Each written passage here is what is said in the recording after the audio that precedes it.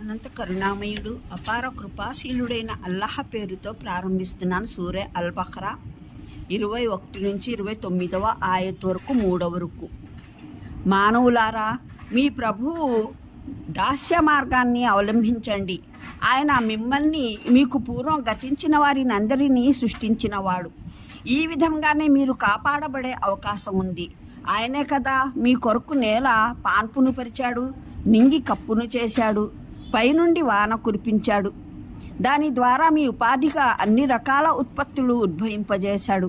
కాగా ఇదంతా మీకు తెలిసినప్పుడు ఇతరుల్ని అల్లాహకు ప్రత్యర్థులుగా ఎంచకండి. మా దాసునికి మేము అవతరింపజేసిన ఈ గ్రంథం మేము పంపినదో కాదో అన్న సందేహం మీకు ఉన్నట్లయితే ఇలాంటి సూరా ఒక్కటైనా రచించి తీసుకురండి. సహాయం కొరకు మీ సవాహాసులైన వారినందరినీ పిలిపించుకోవచ్చు. ఒక అల్లాహ తప్ప మరెవరి సహాయమైనా పొందవచ్చు, మీరు నిజాయితీ పరులే అయితే. ఇది చేసి చూపండి. కానీ మీరు ఒకవేళ ఇలా చేయకపోతే మీరు అసలు ఎన్నటికీ చేయలేరన్నది సత్యం. భయపడండి ఆ అగ్నికి. మానవులు శిలలే దానికి సమిధులు. అది సన్నద్ధమై ఉంది సత్య తిరస్కారుల కొరకు. ప్రవక్త, ఈ గ్రంథాన్ని విశ్వసించి దీనికి అనుగుణంగా తమ ఆచరణను సరిదిద్దుకునే వారికి శుభవార్తను అందజేయి. వారి కొరకు దిగువన సెలయేరులు పారే తోటలున్నాయి. ఆ తోటల్లోని పళ్ళు ఆకారంలో ఇహలోకంలోని పళ్ళను పోలి ఉంటాయి. తినడానికి ఏదైనా ఫలం వారికి ఇచ్చినప్పుడల్లా వారు ఇలాంటి ఫలాలే మాకు ఇంతకు పూర్వం ప్రపంచంలోనూ ఇవ్వబడేవి అని అంటారు. వారి కొరకు అక్కడ పరిశుద్ధమైన జతలుంటాయి, మరి వారక్కడే శాశ్వతంగా నివసిస్తారు. నిజమే, అల్లాహ ఎంత మాత్రం సిగ్గుపడడు. దోమను మాత్రమే కాదు, దానికన్నా మరీ హీనమైన దాన్ని ఉపమానంగా పేర్కొనడానికి కూడా వెనుకాడడు. సత్యవాక్కును స్వీకరించేవారు ఈ ఉపమానాలను చూసి ఇది తమ ప్రభువు వద్ద నుండి వచ్చిన సత్యమే అని గ్రహిస్తారు. కానీ నమ్మని వారు వీటిని విని ఇలాంటి ఉపమానాలు ఇవ్వడంలో అల్లాహ్ ఉద్దేశమేమిటి అని అడుగుతారు. ఇలా ఒకే విషయం ద్వారా అల్లాహ్ అనేక మందిని దారి తప్పిస్తాడు, మరెందరికో సన్మార్గం చూపుతాడు. ఆయన దారి తప్పించేది అపచారం చేసేవారినే. వీరు అల్లాహతో చేసిన ప్రమాణాన్ని పటిష్టపరిచిన తరువాత భంగపరిచేవారు. అల్లాహ కల్పమని ఆదేశించిన దాన్ని తెగ్గొట్టేవారు, ధరణిలో కలతల్ని రేపేవారు. వీరే వాస్తవానికి నష్టపోయేవారు. మీరు అల్లాహ్ ఎడల తిరస్కార విధానాన్ని ఎలా అవలంబించగలుగుతారు? జీవం లేని స్థితిలో మీరుండగా ఆయన మీకు జీవితం ప్రసాదించాడు. తర్వాత ఆయనే మీకు మృత్యువునిస్తాడు. తిరిగి ఆయనే మరొకసారి మీకు జీవితాన్ని అనుగ్రహిస్తాడు. ఆ తర్వాత ఆయన వైపునకే మీరు మరలిపోవలసి ఉంటుంది. ఆయనే కదా భూమిలో ఉన్న సమస్తాన్ని మీ కొరకు సృష్టించినవాడు. తరువాత గగనతలం వైపునకు మరలి 7 ఆకాశాలను తీర్చి అమర్చి వినవాడును ఆయనే. ఆయన సకల విషయ పరిజ్ఞానం కలవాడు సుమా. 21వ వివరణ. వారు ఏ మేరకు సత్యాన్ని చూడటానికి, సత్యాన్ని వినడానికి సిద్ధంగా ఉన్నారో ఆ మేరకు చూపును, వినికిడిని అల్లాహ్ వారికి మిగిల్చాడు. ఖురాన్ సందేశం సర్వ మానవుల కొరకు సర్వసామాన్యమే అయినప్పటికీ ఈ సందేశం ద్వారా ప్రయోజనం పొందడమో పొందకపోవడమో అన్నది స్వయంగా ప్రజల సంసిద్ధతపై, అసన్నద్ధత అనుసరించి అల్లాహ్ ప్రసాదించే యోగ్యతపై ఆధారపడి ఉంటుంది. అందువల్ల ప్రథమంగా మానవుల మధ్య వ్యత్యాసాన్ని ఎత్తి చూపుతూ ఎలాంటి వ్యక్తులు ఈ గ్రంథం ప్రబోధించే మార్గదర్శకత్వం ద్వారా ప్రయోజనం పొందగలరో, మరే విధమైన వారు లాభం పొందలేరో స్పష్టం చేయడం జరిగింది. ఆ తర్వాత మానవాళి మొత్తాన్ని ఉద్దేశించి ఖురాన్ ఏ విషయం వైపునకు పిలుపునివ్వడానికి అవతరించిందో ఆ అసలు విషయాన్ని ప్రస్తావించడం జరుగుతోంది. అంటే ప్రపంచంలో వక్రదృష్టి, వక్రచేష్టల నుండి పరలోకంలో దైవశిక్ష నుండి తప్పించుకునే అవకాశం అన్నమాట. అంటే మీరు స్వయంగానూ అంగీకరిస్తారు, మీకు తెలుసు కూడా ఈ పనులన్నీ చేసేవాడు కేవలం దైవమే అని. అలాంటప్పుడు మీ దాస్యం ఆయన కొరకే ప్రత్యేకం కావాలి.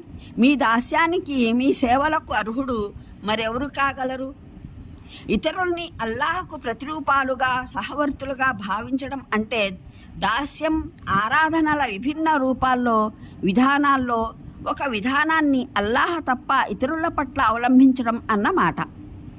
కేవలం అల్లాహ కొరకే ప్రత్యేకం కావలసినవి ఏ ఆరాధనా విధానాలో ఇంకా ఖురాన్ ఏ షిరిక్నైతే నిషేధించడానికి అవతరించిందో ఏ కార్యాల్లో ఇతరుల్ని సహవర్తులుగా భావించడం షిర్క్ అవుతుందో అన్న విషయాలు రాబోయే పంక్తుల్లో స్వయంగా ఖురాన్ ద్వారానే సవివరంగా తెలిసిపోతాయి.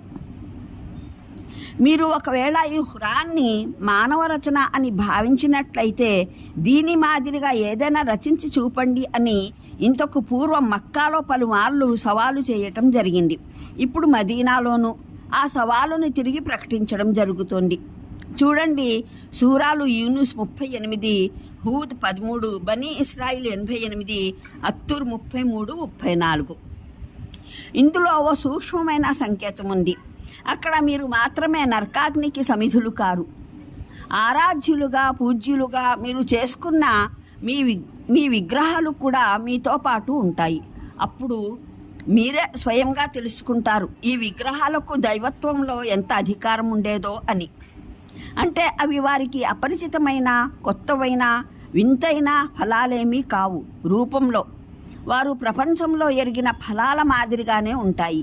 కానీ కమ్మతనంలో అవి వీటిని అనేక రెట్లు మించి ఉంటాయి. ఉదాహరణకు చూడటానికి మామిడి, దానిమ్మ, కమల ఫలాల్లానే ఉంటాయి.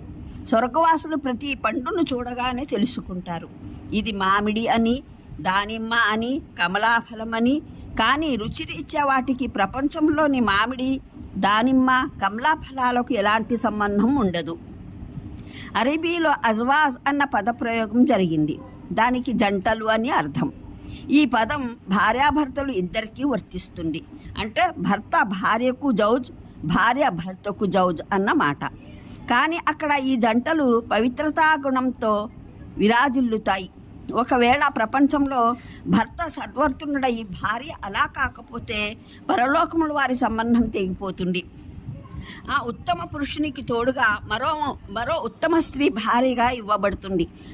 ఒకవేళ ఇక్కడ భార్య ఉత్తమురాలయ్యి భర్త దుర్వర్తునుడై ఉన్నట్టయితే ఆవిడ అక్కడ ఆ దుష్టుడి బంధం నుండి విముక్తి పొందుతుంది.